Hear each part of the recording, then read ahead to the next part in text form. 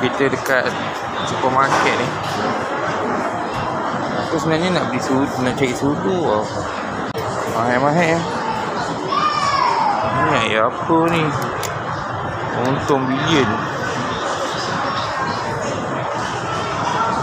Tak ada lah sudu. Sudu 4M. Aduh.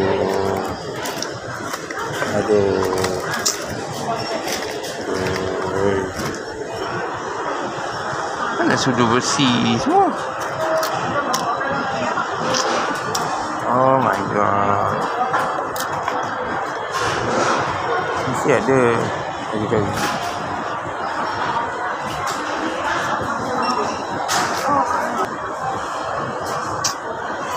Ada terpaksa juga ambil. Dah jadi.